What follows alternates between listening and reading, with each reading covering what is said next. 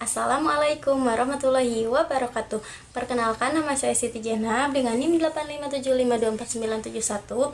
Hari ini saya akan melakukan praktikum mengenai gerak. Selamat menyaksikan. Apa itu gerak? Gerak adalah perubahan posisi suatu benda terhadap titik acuan dalam waktu tertentu. Jika posisi benda berubah, benda itu akan bergerak. Namun, jika tidak berubah, maka benda itu diam. Contohnya adalah siswa berjalan dari rumah ke sekolah. Dan contohnya, ibu mendorong kereta bayi dari satu sudut ke sudut yang lain. Secara umum, gerak benda pada lintasan yang lurus dibagi menjadi dua jenis, yaitu GLB dan GLBB. Yang pertama, gerak lurus beraturan atau GLB.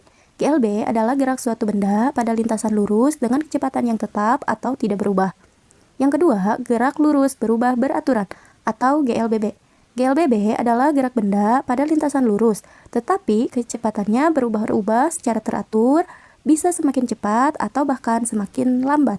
Sekarang kita masuk ke percobaan yang pertama, yaitu gerak lurus beraturan atau GLB. Di sini kita akan mengamati gerak benda dengan kecepatan yang konstan atau tetap.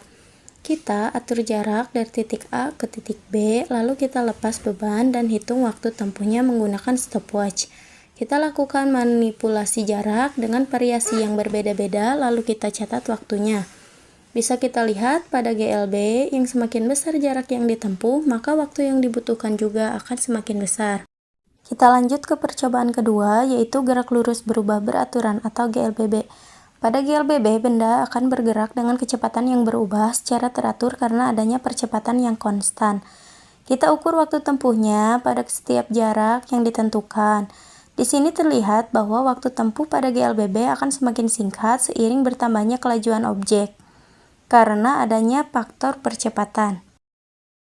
Sistem katrol dengan massa beban yang berbeda menghasilkan GLBB karena adanya selisih berat yang menimbulkan gaya tarik konstan, sehingga benda bergerak dengan percepatan tetap dan kecepatannya bertambah secara teratur.